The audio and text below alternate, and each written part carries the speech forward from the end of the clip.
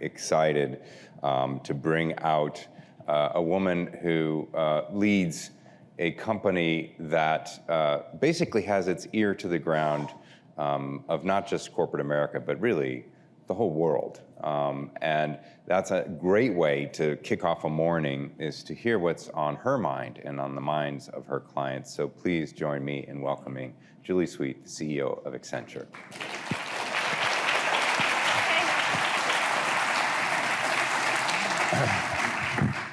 Thank you so much for coming and helping us kick this all off.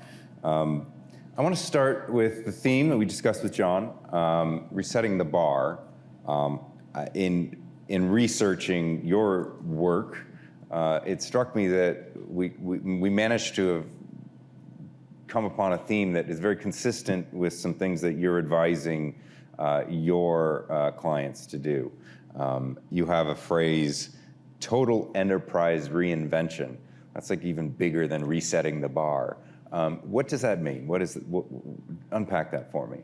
Well, thanks, John. First of all, I do want to say thank you for having me. And it's very exciting. P&G is really one of the most innovative companies in the world. So to be here talking about reinvention and resetting the bar is super exciting. And when we first met, I was struck by just how similar the theme of resetting the bar is for what we see. So for a moment, let me just take you back to 2013. In 2013, we said, and we were the first to say, every business would be a digital business, and pretty much no one believed us. They argued. Now, of course, today, no one argues. In 2021, we looked across the globe, we looked at what had been happening since the pandemic, and we said there would be 5 big changes in the next decade that companies to succeed would have to harness. And the first is total enterprise reinvention. And so think about this today. There are about 90% of companies are transformers, or what we call transformers. And you know that. They've got big transformation programs that's driving our business, the technology business. There's a difference between being a transformer and a reinventor. And a reinventor has 3 big characteristics. First, they believe that they have to continuously reinvent every part of the company using tech, data, and AI. Transformers often do big programs and they think they're done. P&G is a reinventor, right? They have continuous innovation, and it's across the enterprise. The second big thing is that you think about the total enterprise. Oftentimes, transformation is about a function, and the real opportunity is the connection. So for example, we worked with a Brazilian automaker that was digitizing manufacturing and connecting it to the end consumer so that they could do 100 iterations over 4 car models, which has to be embedded in the production line to that. And then the third builds the core competencies of reinvention. So it's a culture that embraces change and innovates, like the constructive disruption.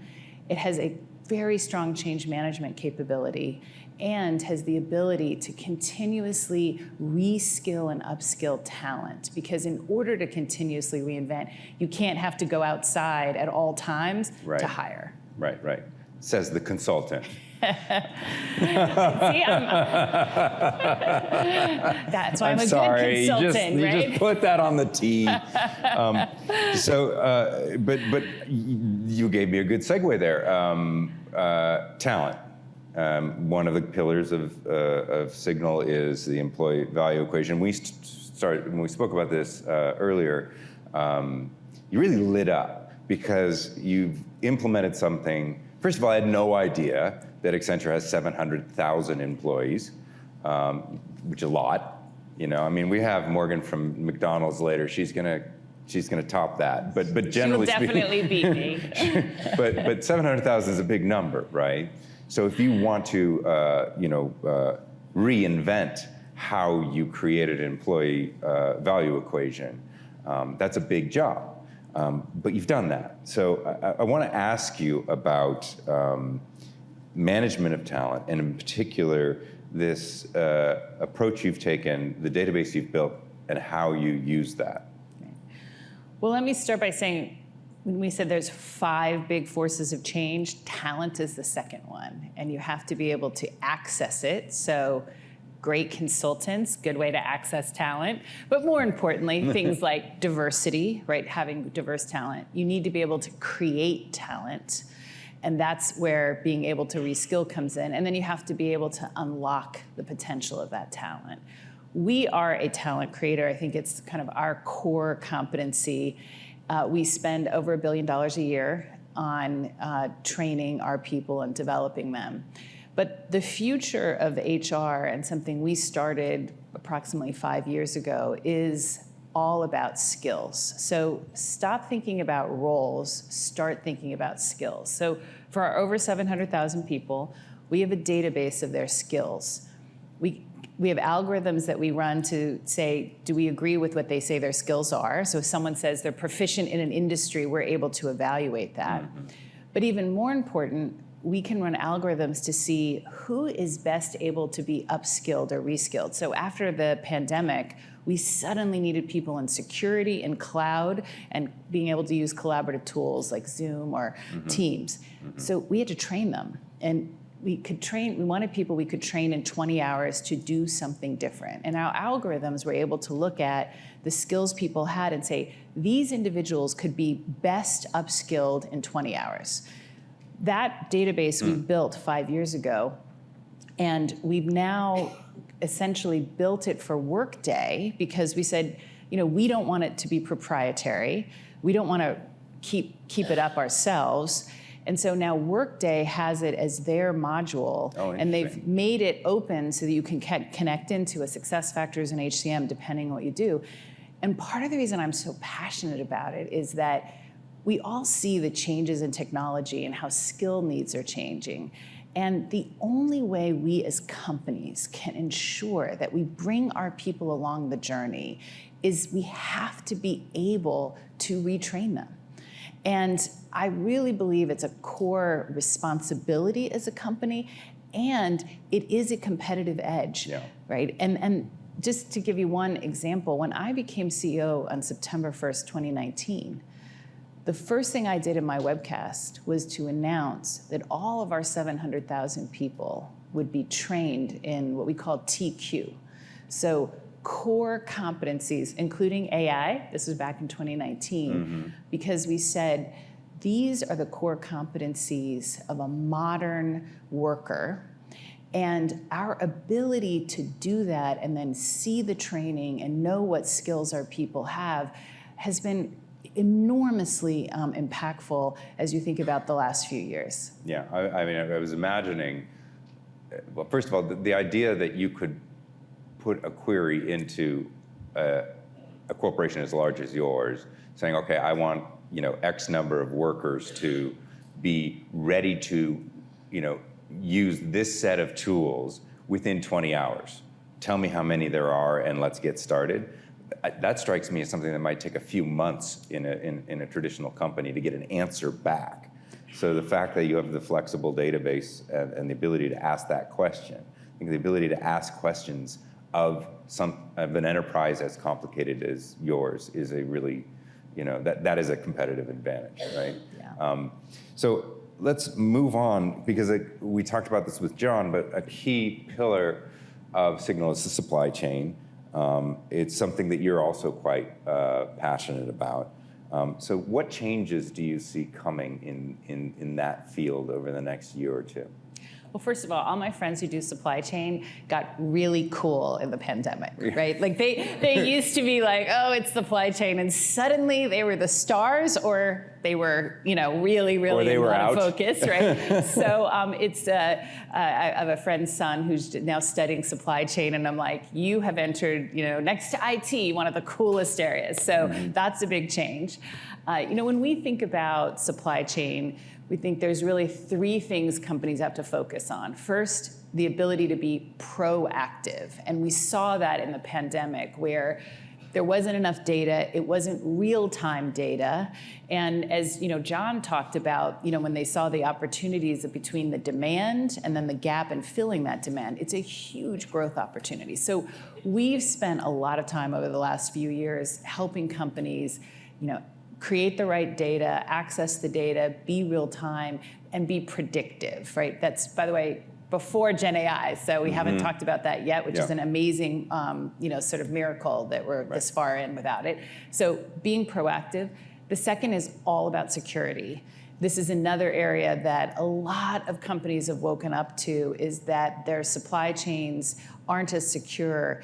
And we still see a surprising number of companies who separate sort of enterprise IT security and the security of their operations and don't look at it holistically. Right.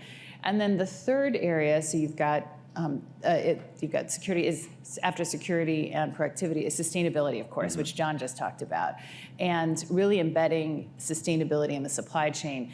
And just to give a plug, because a lot of companies are spending a lot of money on IT, including in supply chain, manufacturing, and I have a very simple advice to CEOs. If you spend more than $5 million on any technology project, make sure that the people in charge of sustainability at your company know what the project is, and someone has intentionally said, is there an opportunity to embed sustainability and improvement, in what we're doing, rather than spend money later? Because we've seen so many companies do these as separate things. Right. And you really can save money by having that. And that's what Accenture is doing. We're trying to embed it in what we do, as opposed to saying, here, go put in your new ERP system, and then now let's think about reporting for sustainability, right? So it's a really important thing, because, like John, I think it brings so much value to companies to really lead in sustainability.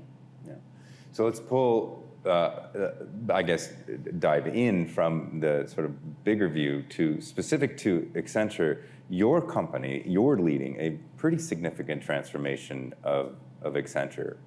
Can you tell us about that? Sure. So I became CEO September 1st, 2019, 6 months before the pandemic was declared. So great timing. And within those first 6 months, I, with my leadership team, put in the largest change in our history. And that comes off of having, back in 2013, from 2013 to 2019, rotated our entire business from less than 20% digital cloud and security to 70%. So within the context of having just replaced the core of our business, within 6 months, we designed and implemented a new operating model that changed the P&L of our company in the middle of the fiscal year. Right. Eliminated a entire part of the matrix, dissolved our digital unit because digital was everywhere, rotated 200 out of the top 300 leaders in a single day, most of whom were ran our P&L really well, actually.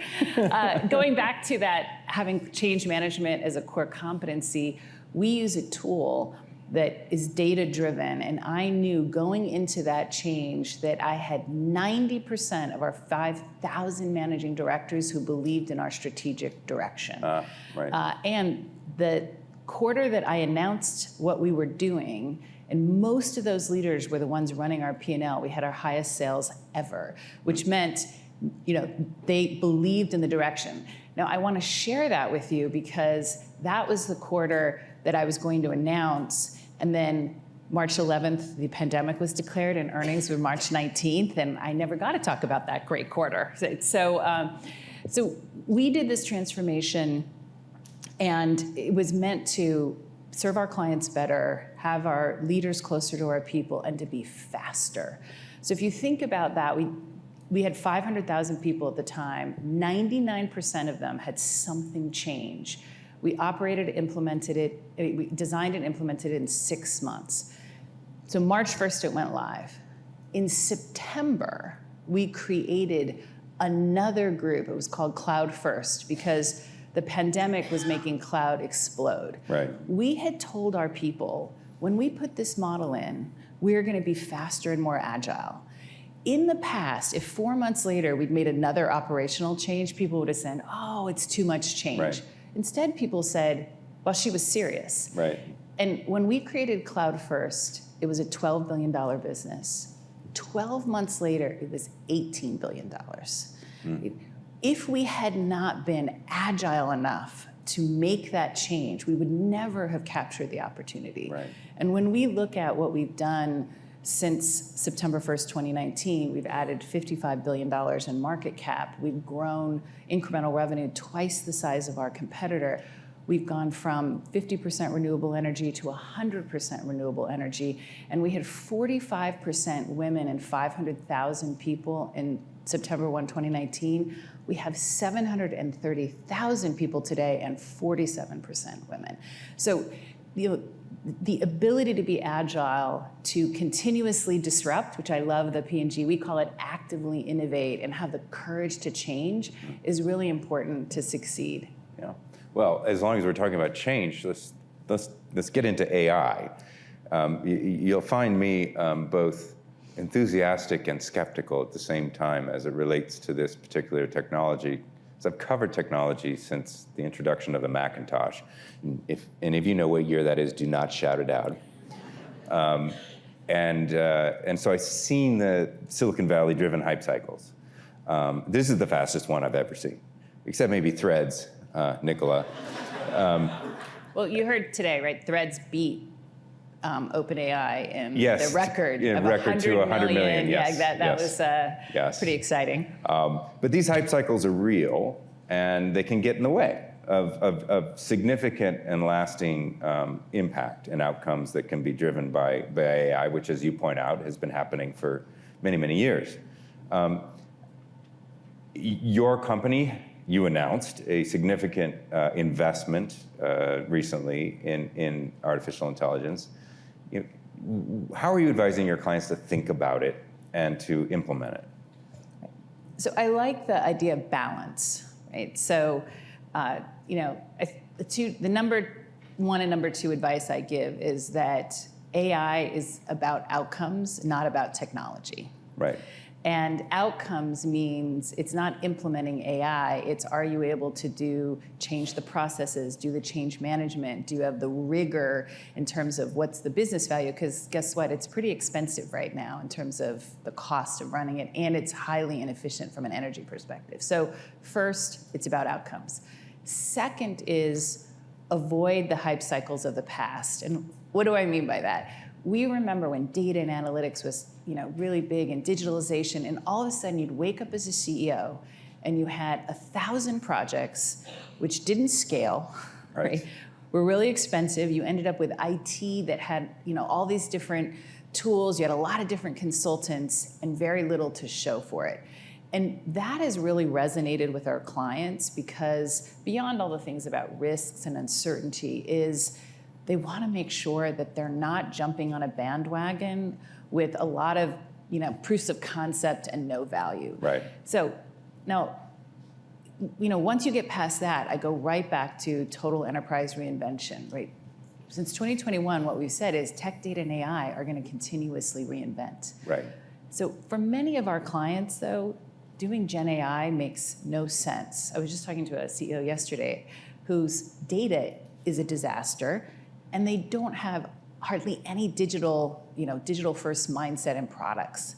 And so I said to them, wait 6 months, I'll bring you some Gen AI solutions from others in your industry. You need to stay focused on building your digital core, getting the right customer experience. Getting that base so that then you can leverage the tool. That's right. And yes, you'll be behind. Like a P&G who's been building a digital core, has great data.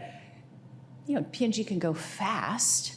And for those who have not been making that investment, they've got to make sure they get there. And then they'll move fast. Right. And by the way, ultimately, they may be able to leapfrog because lots of other companies will be experimenting and they'll be able to learn from it if they've built the core competencies. Right. Embrace change, good change management, agile organizations. Yeah, great.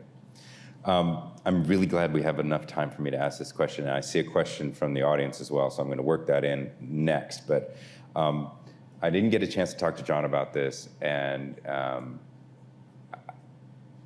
probably besides AI and talent, one of the things that in every single conversation I had for this conference that came up was the changing environment external to the company and the conversation in the country and around the world that John referenced around some topics that had been previously seen as okay to talk about and okay to support. There's been a backlash, for example, to ESG investing, and a claim that companies are now woke. So you're either woke or not woke. I'm not sure what the opposite of not woke is, but asleep. But this is, we are now entering a political cycle where we're sort of bashing companies that have a point of view on this, or at least express a desire for diversity and inclusion, is going to be part of the political dialogue for the next 18 months. So how do you respond to that? And when CEOs ask for your advice, what do you tell them? Well, first of all, I'm going to shamelessly borrow the line, the opposite of woke is asleep, because I think that's brilliant, John. So let me just share a story with you for a moment. So I once had a client who was doing a real estate development, a mixed use, so it had entertainment, sports, shopping, residential. So I was at a meeting. I was the only woman in the room. There were 11 men.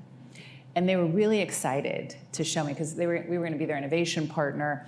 And they were showing me the development and pictures, and it had this fabulous park, green with families, and it's like, this is going to be a family destination. And I looked at that and I said, where's the bathroom? And there was dead silence in the room. And we're like, we don't know. No one knew. And I said, well, you have all these families, right? Like, you want to bring kids. They had to go ask, and it turns out that the nearest bathroom to this beautiful park was a football field away. And I said, that's not going to work, guys. Like, you're not going to have families with small children. Right. And why is that important? And actually, the CEO said to me, he's like, Julie, so I guess that's why some diversity on my team might have been helpful, right? Because this was a mixed use, families, all this, and they didn't have anybody who reflected whole segments of those who were going to use that facility. And this is something I think P&G is so great at, right? Understanding you must reflect those who you are serving. Right? So it's not about woke, asleep, it's about business value. And for Accenture, right, we have a sustainability practice that's growing double digits. Why? Because it brings value to our clients, right? We attract some of the best talent in the world. Our people care about sustainability, so we have to care about sustainability. Diversity. We are innovation-led. There's lots of studies that said if you don't have diverse teams, you are not as innovative. So all of those things, this is about business value. And it's about one more thing. And this is where I just love the values we share as companies with P&G and Accenture is we are stewards, and we have to do the right thing.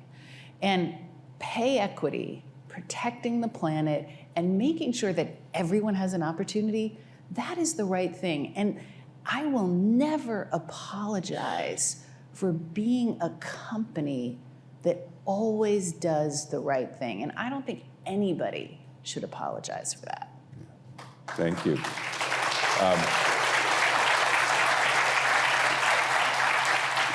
Last question from our audience member, I believe with Cheryl Miller. AI was mentioned. What are some of the other core skills or competencies that Accenture measures in its employees? So we currently have TQ, we have 11 assessments, and they range from everything from AI, cloud, data, agile ways of working, and sustainability. Those are some of the big ones.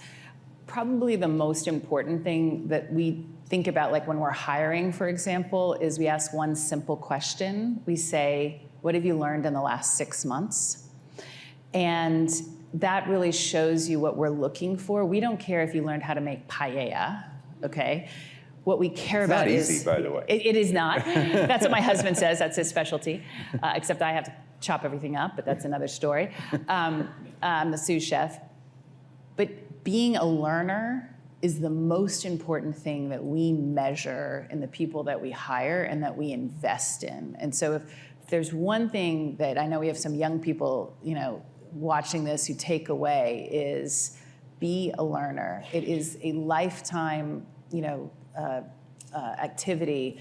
And I'm a great example. I was a general counsel that knew nothing about technology, and now I get to lead one of the greatest technology companies in the world. And that was only because I was willing to be a learner. So. Yeah, great.